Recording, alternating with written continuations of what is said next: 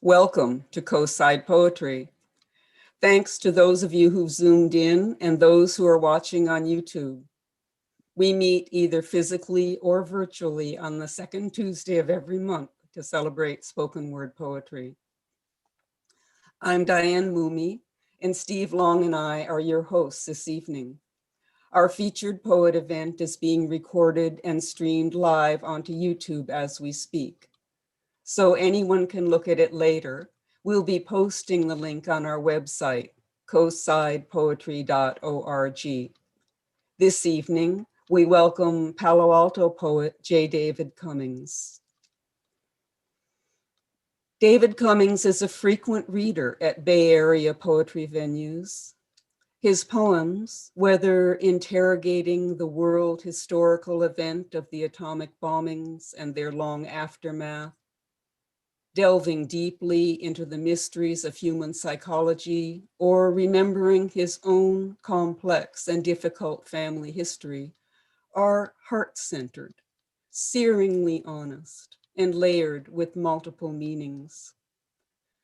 Many of his poems' metaphors are informed by a decade spent as a theoretical physicist at Lawrence Livermore Laboratory. A visit to the Hiroshima Memorial Peace Park inspired the group of poems that culminated in the book Tancho, chosen to win the Ashland Poetry Prize, Richard Snyder Publication Prize in 2013. His long poem, Praise Dust, was one of 5 selected for honors by the W.B. Yeats Society of New York in its 2018 annual competition. His current project is a chapbook manuscript of recent meditations, Paddington Station, near midnight. Please welcome David Cummings. Hi, thank you for the invitation, the chance to read. So I am kind of a Zoom novice, so that's a strange thing. I want to show you the front of the book, Tancho. Can you see it? Everybody? Yeah. Okay. It's a little tricky to find if you're interested in it. I checked recently on small distribution press, and they don't have it. Amazon lists it out of stock. If you're interested, you can get it by going to the bookstore at Ashland University. And I'll give you information on that if you need that. It's a little detail. Anyway, if you do that, you have to send them a check. You can't do your card. It's all very strange, but the book does exist. Okay. All right. So I'd like to start with 2 poems from the book. The first one is Peace Memorial Park, and it was the first part where I encountered the park after walking through the town of Hiroshima to get there,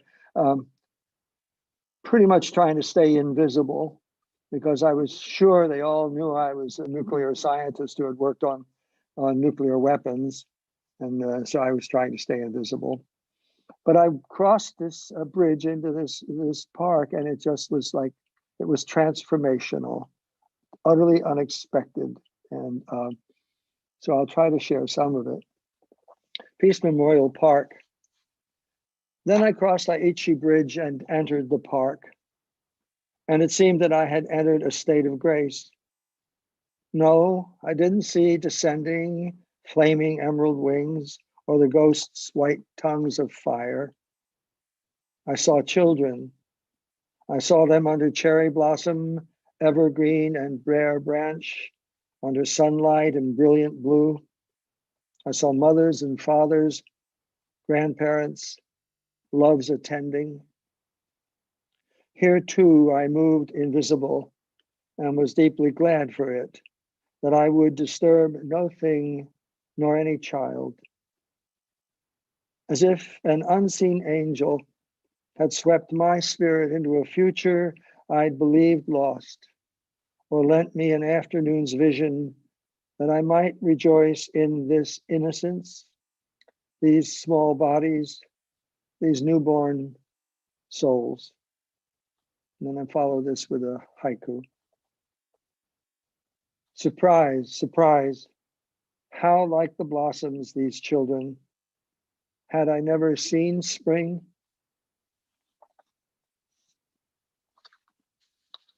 It was something. So it was a wonderful day for me.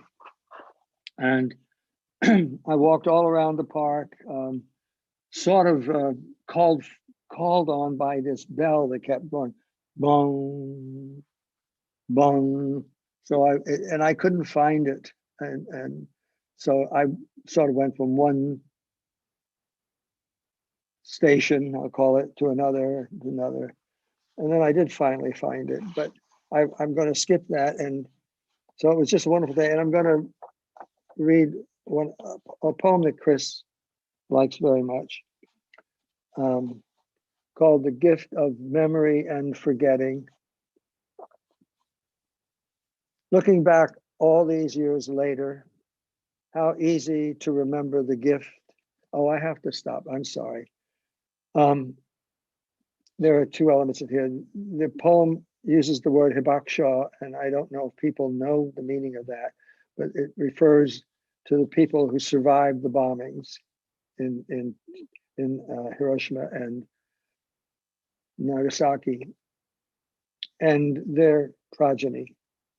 So there's that, and there's a reference to a person, Koji, which I call Koji-san here, who was a friend in Japan who helped me, got me to the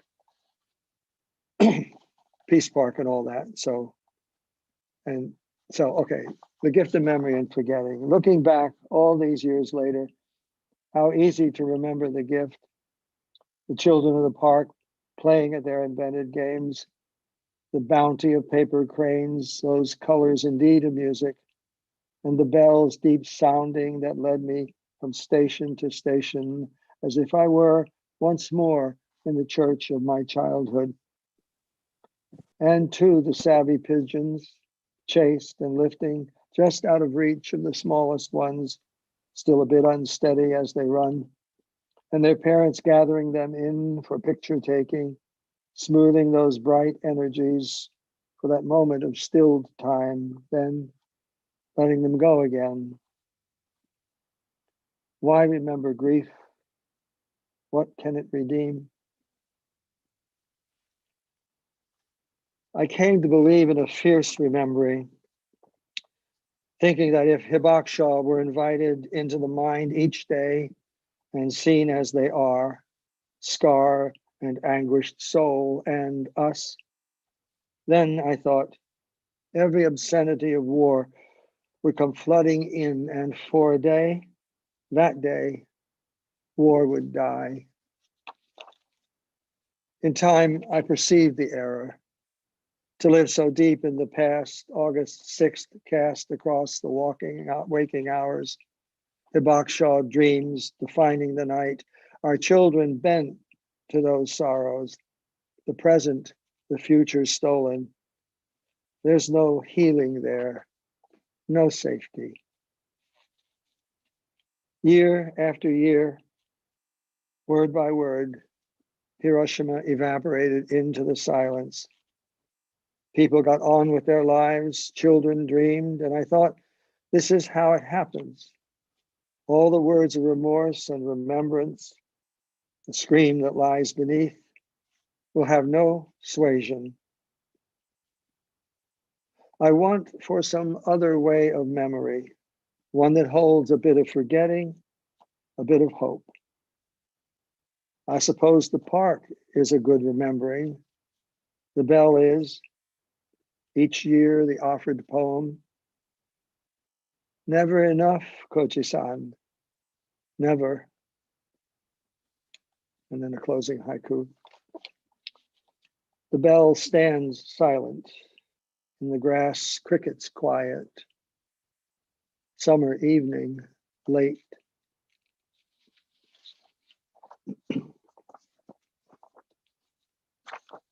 Oh, thank you.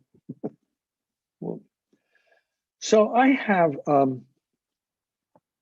long or overlong manuscript that I'm trying to get published, and not succeeding, of course, but trying, called Handling the Bones. And it's about 100 pages. I'll be reading all those tonight. So hang on. No, so I want to read from that, a few from that. I want to read the title poem. It's a kind of ars poetica poem of sorts. Handling the Bones. A deathbed man is entering his bones. You can feel the stopping hour come into the room, the sacrament of the body as it quiets, the gathering grief, half-welcomed mercy. Or perhaps a seasoned collector of bones is stopping by a roadside outcrop to examine the steep hillside cut, exposed, unstable layers where the asphalt road pitches sharply down and left. Why have you stopped, half invited? Why watch while he scrapes the raw face, freeing fossils, each loosened bone's inevitable fall, the sacred heft? How to take the measure? The matriarch's long dead. Still, the gray troop of elephants has stopped at the site, encircled her. They are handling the bones. What's it meant to mean, if not, but to remember that great heart?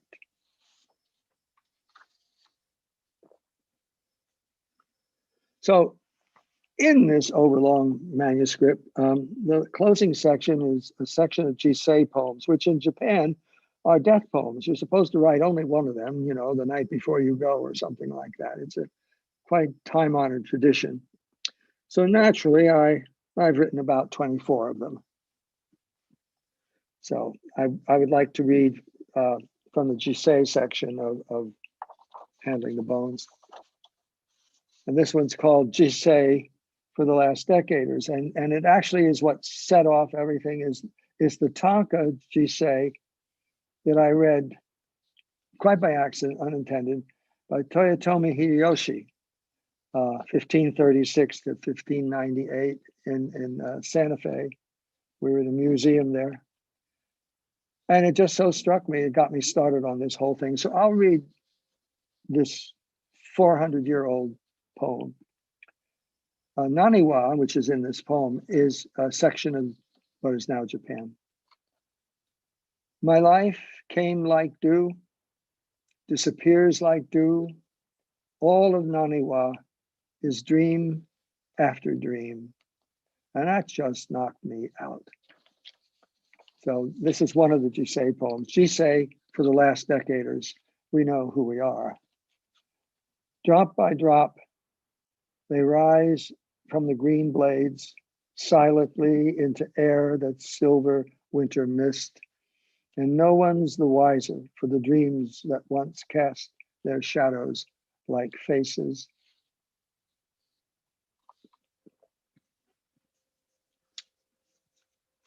The next poem is called September Notes, and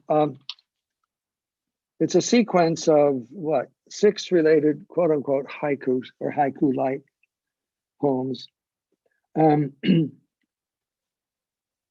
word sabi or sabi-san is in here, and wabi-sabi is an aesthetic principle in Japan, hard to define. I am hard pressed to define it. So the sabi part is an appreciation for the record of aging in wood and an old face. So I refer to that myself. So here we go. First one. Ah, Sabi-san of the mirror, you're as vain as a peacock's fan.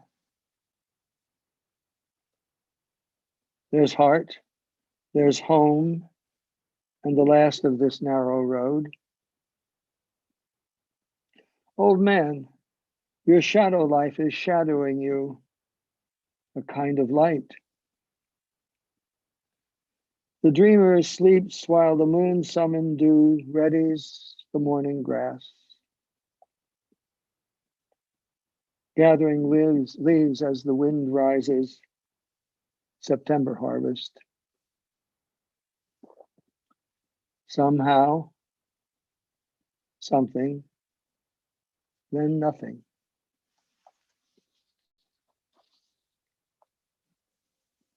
So I think I'm going to skip this one. I was going to read Praise Dust, but it's too long for our time constraint. It's the one that the Yates Society kind of liked. And Paddington Station near midnight is a series of poems that got set off by waiting and waiting and waiting for what, 12 hours, Chris, at Paddington Station in London for the train to go to Cornwall. I suppose we could call this the midnight train to Cornwall. So pretty much benumbed, whatever, by the long flight and then the 12-hour wait sitting in that train station. And so just getting in a trance, watching people go by. And I didn't realize what was happening to me, but you'll see as I read this. Paddington Station near midnight. I saw you 1,000 times last evening, crossing the spaces of Paddington Station on your way to or from. You were alone with your life.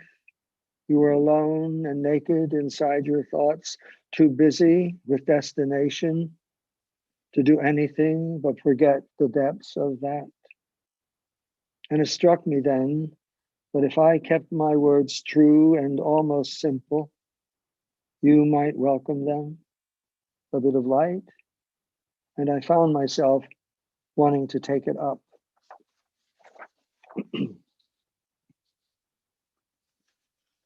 Offering. So the next poem in that opening, after the opening, is offering.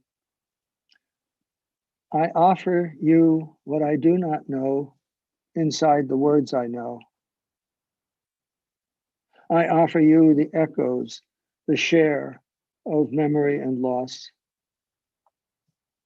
I offer you this bright ignorance which grace confers on age.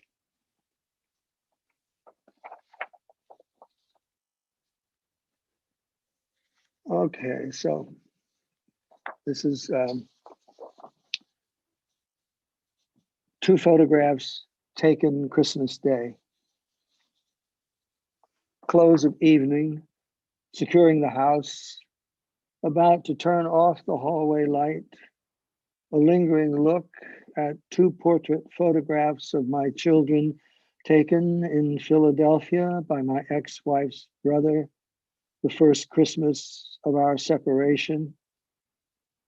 They are so young, beautiful. They are so far away. I need to gather my words and go back for them.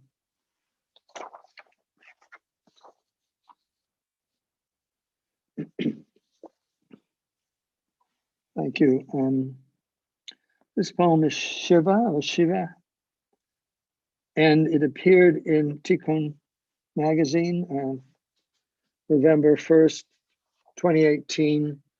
It's a poem of remembrance in the Tree of Life Synagogue, the mass shooting on November 2nd, 27th rather, 2018, 11 dead.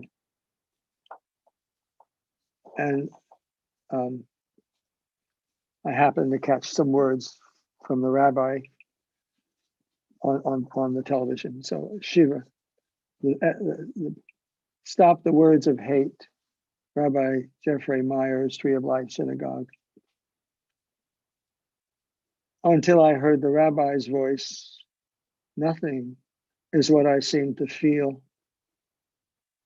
Then he led me into the silence, the sorrows of 6,000 years. And he told me its living shadow was the book that informed my soul, and said that it would be fair to sit alone, marking the silent hours with lit candle and my strange words. For though I could not speak their tongue, he taught me that the grieving heart speaks everywhere a single prayer. And he welcomed me 7 days into their house and called me David.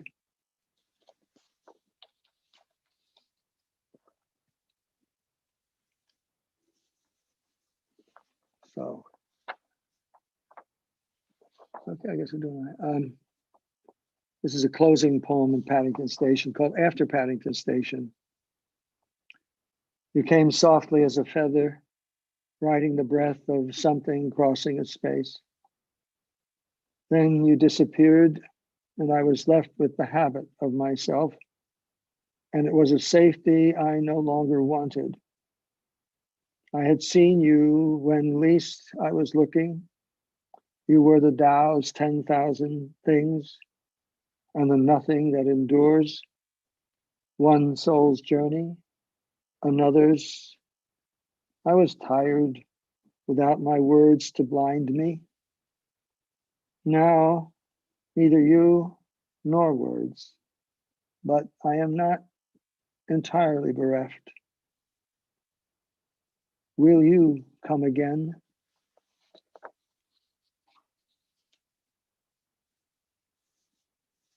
So we're making good progress. So these are the last 3 poems.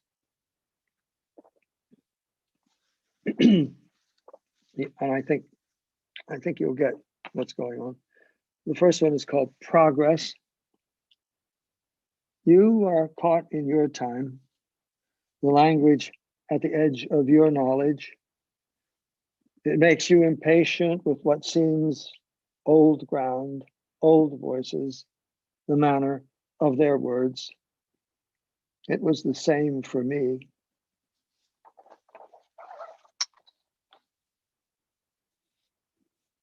Well, this is thirst. Thirst. I want some upstart poet to sing anew. I want to feel the ravaged heart of love in lines that break against weathered rocks like ceaseless waves. I want to hear the cry of mourners gathered by a grave and the wild cries of lovers in the thrall of their coupled bodies, and the sound of the psalms to remind me there once was God and the whisper of time breathing in me. I long for the blood and bone and muscle of poetry. I long for the moment my soul was overwhelmed.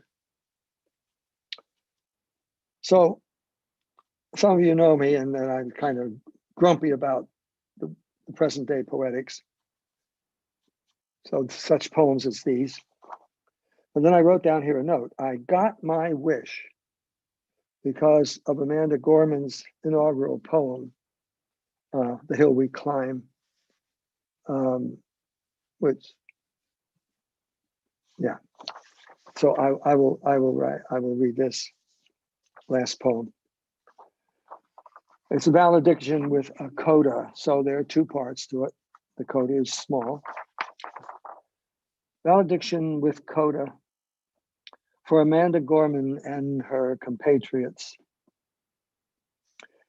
After hearing her read The Hill We Climb, after hearing the spoken word singing, I'm more at ease with how the words will go. Seems I hadn't been listening for some time, and in that time, poems thrived. There are fine practitioners of the art in the bud, and springtime's arriving. I thought it might not this year. As for my words, that lyric is for the bright dark of ice-shagged winter. But now is for now, for the rhythms that call the new makers to the art, that feeling into the beat, which is how the muse guides them into the lyric of present needs, which even an old makers grace to hear. They'll cover ground their forebears covered, for they've both forgotten and remembered that eternal same. They will make it new.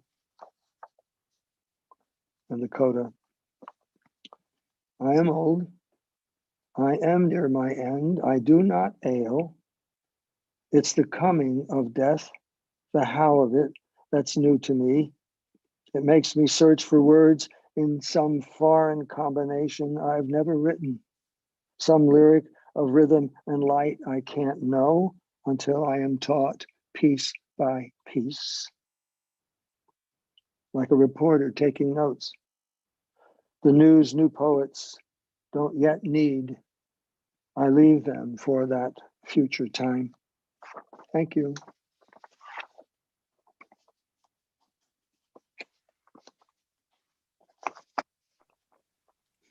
Thank you so much, David. Thank you. You're welcome. I would suggest that anyone who would like to say something to David unmute themselves. Now we'll spend a few minutes just basking and We're basking. David. We're basking. We're basking. We're basking. Yes, yes. Okay. I just wanted to say I enjoyed all of your work, David, but particularly the haiku, which is what I'm really focusing on now. They just were gentle and yet very, very powerful, and they really spoke to me. So thank you. Thank you. Well, thank you. They're interesting as a challenge, you know. Uh-huh. but they're rewarding when you catch it. Yeah, thank you, David. Just loved hearing you. It's been way too long. It's been a couple of years, I think, since I've seen you in the flesh. Yes. Or in the hair. It's me. I'm here. Good, good. Or in the hair? What are you talking about? What hair? The hair that follows me around? Wonderful stuff. Thank you so much. Thank you. Thank you. Thank you, Terry. Really was wonderful. I feel humbled by everybody in this group, but I've always feel so much more humbled by the readers, and especially one of this caliber. I was very moved by what you presented tonight. Thanks. I appreciate that. All of your work just has an incredible combination of thoughtfulness and examination of the outer and the inner life of people, and just a deep, deep sense of empathy with everyone who kind of comes within the gaze of your pieces. And it's powerful and moving stuff, and really a joy to read and a joy to listen to. Thank you, Bobby, and thanks you. David, I enjoyed the life and the death and the moving around, looking, and then a glimpse of something anew, and then more life, and it was so interwoven. I really appreciate that. That was very well done. All of it. Thank you. Thank you. Yeah. Man, thank you.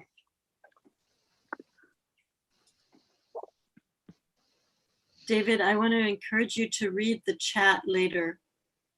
There's a lot of praise and some very specific observations in there. And it was just a delightful reading. Thank you. Thank you. Yeah, I don't see the chat, and that's pretty good because I can't multitask. As you can tell, I'm a man, so I just about barely get through one task.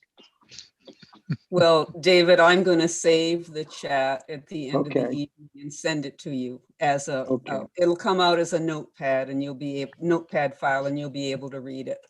So Okay. I think you'll be very happy with it. Oh, And I hope- for others of you who might not have been looking at it, there's information on a couple different places to find David's book.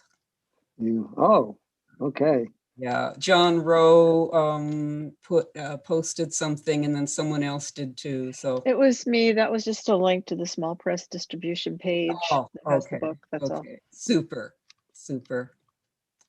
Okay. And then I have, right, in the open reading, I get to read the last poem, right? You have the last word. Yes, Yes. that part's not going to be recorded, but That's okay. you send us home with something to think about. Yeah. Okay. Okay. I think that, well, I didn't know you had this practice, but I think it's a terrific practice.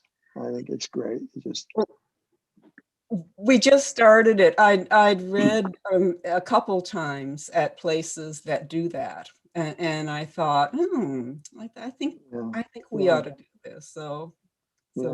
but I still haven't got it into my my mental itinerary yet, so that when I invite someone to read, I automatically include it. So it kind of comes at the last minute. Oh, by the way, can you give us the last poem of the night? Yeah, yeah. Fortunately, I remembered to tell you 2 or 3 days Yes, before. and So. I scrambled and I found something and I, you know what I'm calling it? I'm calling it the Parting Glass poem. You know the Parting Glass song? Sort of like that. Ah, perfect.